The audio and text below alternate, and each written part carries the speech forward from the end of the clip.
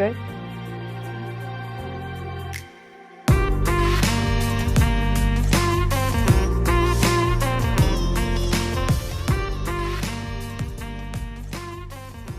If you were to think about World War II, there are probably a couple of things that will fall to your mind. The German war efficiency, Hitler's race plan, battle at the Pacific, D-Day, Japan, 2 atomic bombs dropped, and the beginning of the nuclear war. All of these things have contributed to one of the most devastating events that humanity ever remembers. But if you were to narrow down this concept, you can notice just what an effect communication had on the beginning, the course of the war, and finally, the result. It is the best example of just what a tremendous effect the spoken and the written word can have. But if we were to further examine this concept, let's fast travel back to 1933, when it all began. So, at the time, Germany's new chancellor was just appointed, in whose hands faith has been put to bring the country back to its former glory. Adolf Hitler knew the power of propaganda. After all, he dedicated quite a lengthy chapter to it in his book Mein Kampf.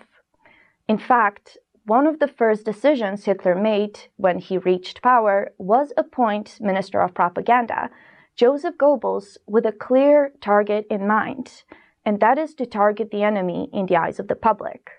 The Jews, the Bolsheviks, homosexuals, and the Romani, while accentuating the ideal of the Aryan race.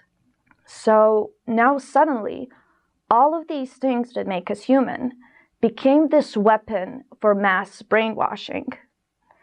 I'm sure most of you read Cinderella as a kid, but you probably don't remember it as this story of a prince who rejects the mother's alien blood for the racially pure maiden.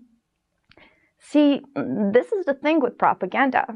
When you think about the war, you are going to think about the soldiers bravely fighting on the front. But with propaganda, it wasn't just them.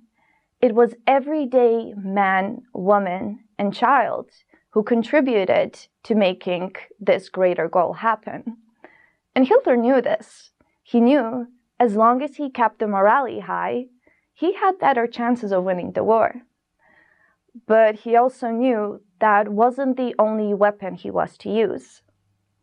There is little doubt Hitler was an incredible orator. His speeches were powerful and captivating, and after all, he had spent nights and nights rewriting his speeches up to 5 times and practicing his gesticulations so he could get the message across. Hitler's personal photographer, Heinrich Hoffmann, captured around 2 million pictures depicting the bellicose leader while he was practicing these gestures. And these are some of the most intimate, most personal pictures of Hitler ever taken. They're quite captivating. Almost makes you wonder what would happen if Hitler only used his gift for good. With modern warfare being changed, it is no longer just the number of your soldiers or that will determine whether the battle will have been won or lost. With military intelligence constantly growing and developing, sometimes the final outcome of the battle will strictly depend whether the enemy got the information when and where you plan to attack. Army General Eisenhower learned this the hard way. After a tremendous loss during the Dieppe raid, where the Nazis actually got the information leaked about when and where they planned to attack. The goal for one of the detrimental battles of World War II, D-Day, it was clear. The enemy must not have any information leaked about the attack. And it was so well kept that only the high officials had the details about the plan. And not even the soldiers knew where they were sailing until they were already halfway to Normandy. Considering that the D-Day operation involved American troops, they used Navajo codes to send and receive these encrypted messages. And this is really clever when you think about it, considering that at the time, the rest of the world was not familiar with the Navajo community, and there was really no way to understand their native language. At the time, there were around 400 to 500 Navajo natives who were employed in the Marines, whose only and primary job was to send and receive these information. Germans, on the other hand, had a different vision, which might have been big, but it also in the end showed to be the beginning of their failure. The Germans used a machine called the Enigma, which was sent to send and receive the encrypted messages. For the longest of time, Enigma was seemed uncrackable, because after all, for only one code, there were around 159 million possible solutions. And this is where, once again, it has been proven that often wits win you a war rather than numbers. And the cracking of the Enigma was a great example of this, because it proved just what a breakthrough in sheer intelligence can change the course in your favor. And even this helped save millions of lives.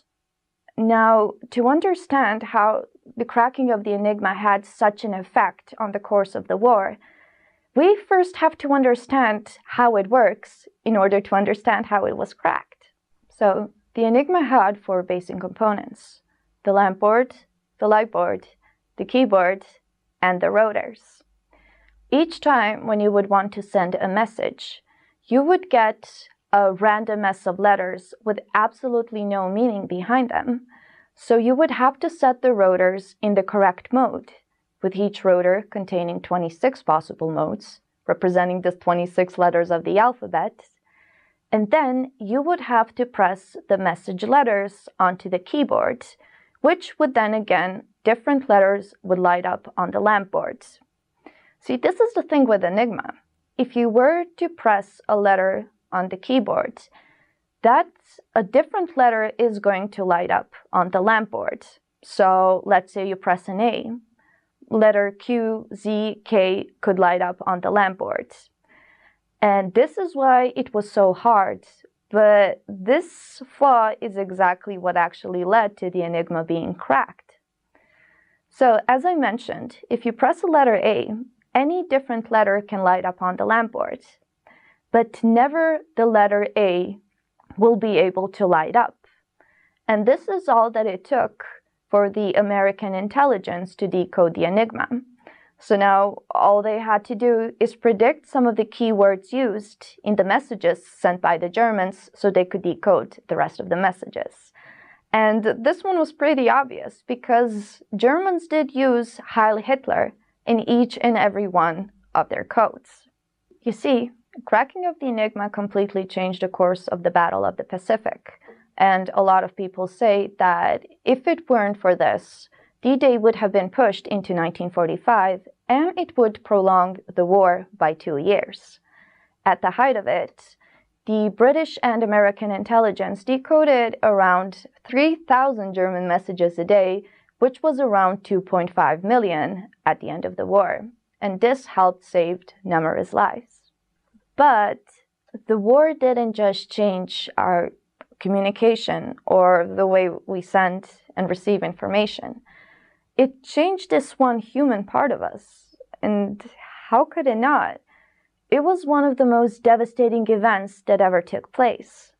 And ironically enough, it actually changed our humor a lot.